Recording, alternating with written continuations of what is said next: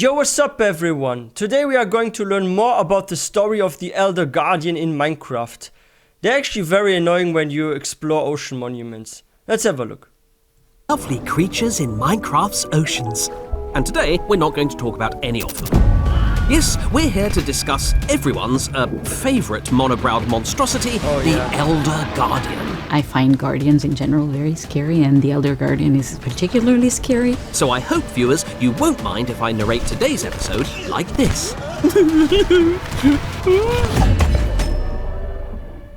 As an incredibly handsome man, I think it's fair for me to say that guardians look absolutely bizarre. A huge one-eyed fish monster covered in spikes and who should really book an eyebrow wax. Wait a second, those are spikes? I thought those were tentacles.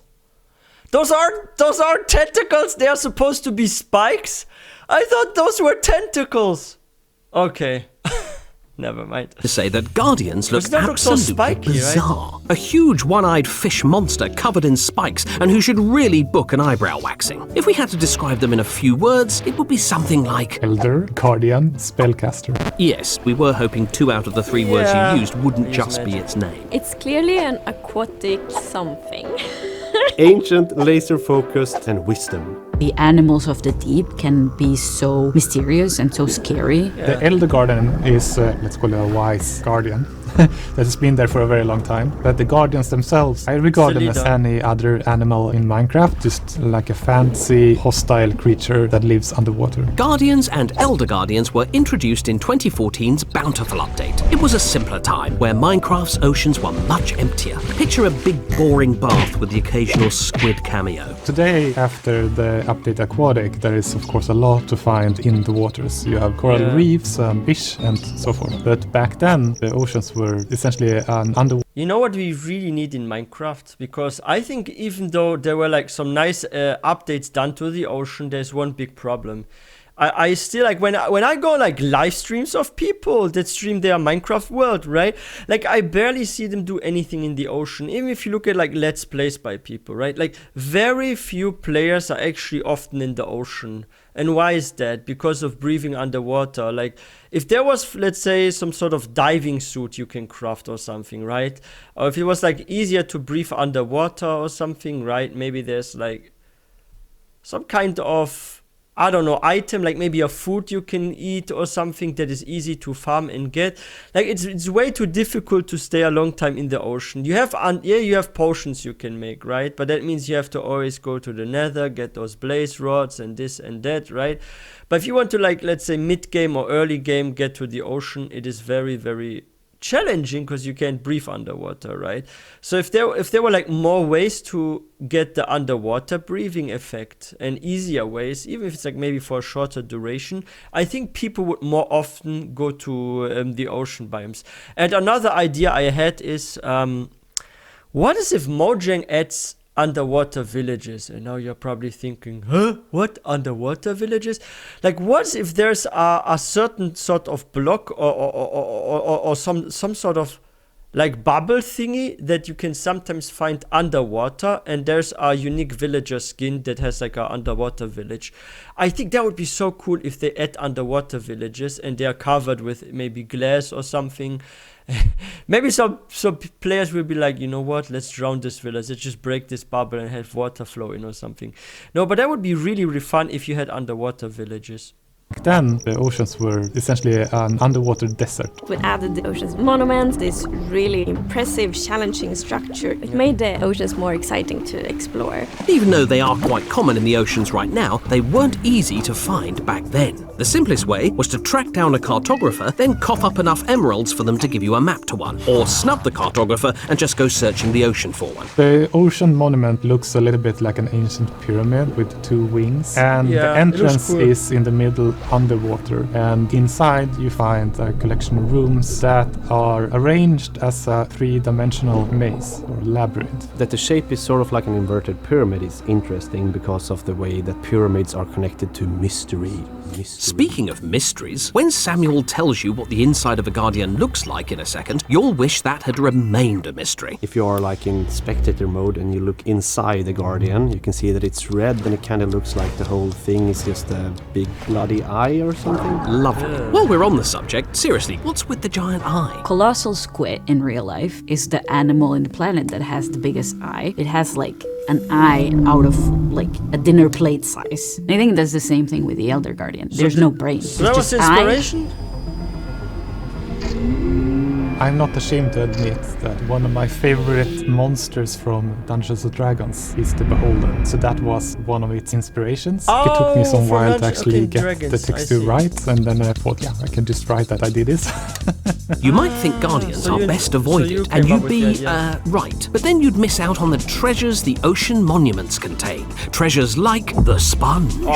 Okay, I probably shouldn't have... I was about to say that earlier. Like, the best thing you can get is probably the sponge if you want to, let's say, drown large areas, right? Or you have some cool underwater cave that you maybe want to turn into a base or something, right? Or like a storage cave room or something.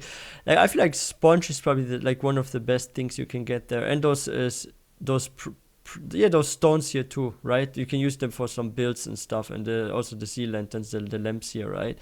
Like the blocks for building, I actually like from the ocean monument to like sometimes collect those blocks, right? Those prismarine ones, and use them for builds. And yeah, the sponge, of course. And you'd be, right. But then you'd miss out on the treasures the ocean monuments contain. Treasures like the sponge. I think prismarine is good for I probably shouldn't have opened with the sponge. Still, the better loot in an ocean monument is the golden blocks, prismarine blocks, crystals, and shards which can be used to make beautiful sea lantern blocks. You use them to build your conduit, so that's a powerful thing. Well, I think they're guardians of something a bit more deep than just the gold blocks you can find there or the sea lanterns. I think they're guarding a secret of some sort, a mystery.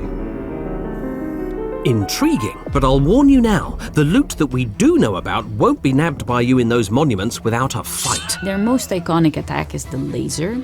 The model for the beam was constructed so it was always pointing up, and then I used the render parameters to make it look like it was pointing in the way it should point. But I admit it took a while before I actually got the math right. They have another attack that isn't as iconic. No, for this one I think we'll go with the word annoying. They will try to protect the building by applying fatigue to anyone who gets near. It takes ages to mine. It hard to break through the blocks. Fatigue is a nasty status debuff to stop players just mining through the walls of the labyrinth. I think Minecraft players... I think you can get rid of this by drinking milk though, right? Like it's just like with poisons. I think if you drink milk, like correct me if I'm mistaken, if I'm wrong, but I think if you have this effect and you drink milk, you're actually away from this effect. Are famously crafty and have found clever workarounds, like crafting a makeshift airlock and then slowly descending through the monument until you've reached the Elder Guardians but outside of their precious water. Or dig a tunnel below the ocean. Pop up like a crafty little mole. Sneaky. I'd call it a mini-boss in the sense that it's very strong, about it. It's persistent, it only spawns in these locations and they want to respawn, but it's not so strong as a boss, so it has its own health bar. A mini-boss so powerful that we couldn't stop it from breaking out of Minecraft and into our other games. True story. In dungeons we have regular guardians, which you fight all throughout the Hidden Depths DLC. Then there is the Elder Guardians, which is harder mobs that spawn throughout the mission once in a while. And then the Ancient Guardian, which is the final boss of the Hidden Depths DLC, and it's a guardian that is corrupted by the Orb of Dominance energy. Oh dear, maybe I am... I haven't been there to Minecraft Dungeons yet because I haven't played Minecraft Dungeons for a while. I should get back to it, but this thing right there looks like it has some end elements in it, right? Like that's not... Like this thing is like merged with the end or something, right? Like look at this. This gives me Ender Dragon vibes, but just Ender Guardian vibes. Which is the final boss of the Hidden Depths DLC, and it's a guardian that is corrupted by the Orb of Dominance energy. Oh dear, maybe I am scared of them now after all. Such a cool skill, it's supposed to be challenging, but sometimes I just want my sponge and prismarine. If only there was another mob I could bravely use as a distraction.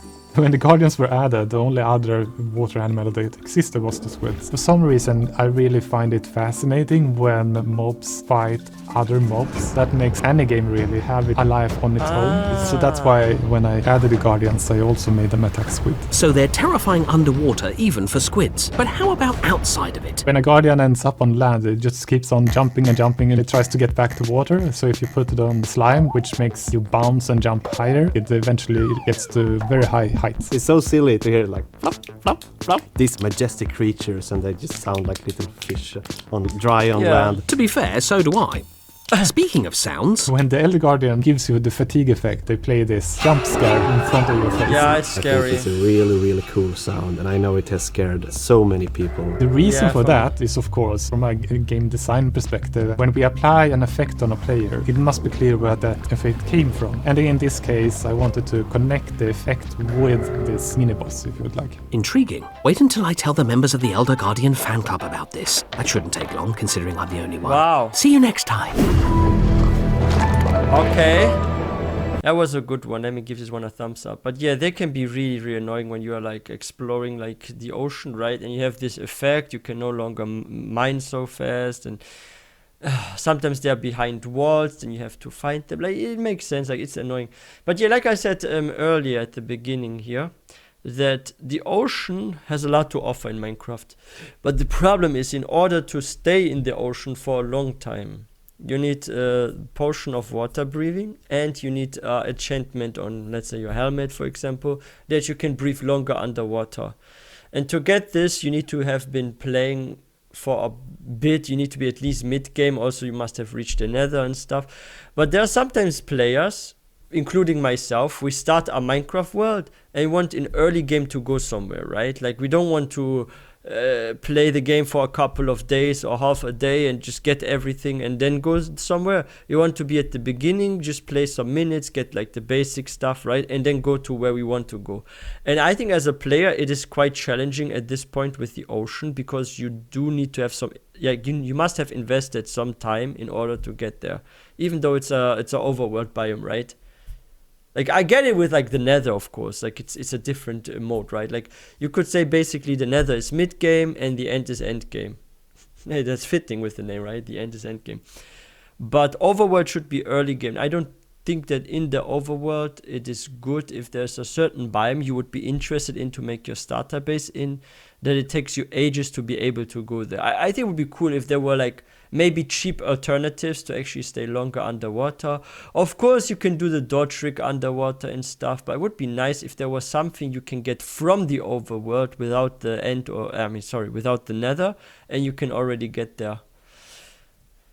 But yeah, that was a very, very interesting Minecraft lore video. We learned more about the lore of Minecraft, the story of the Elder Guardian, and okay, so from Dungeons and Dragons it was inspired, and from this squid thingy from the book. So there were like two factors that were impacting the design of the Elder Guardian. Interesting. But yeah, if you guys are new to this channel, please don't forget to hit that subscribe button for more content. If you guys enjoyed this video, please don't forget to give this one a thumbs up, and I will see you guys next time.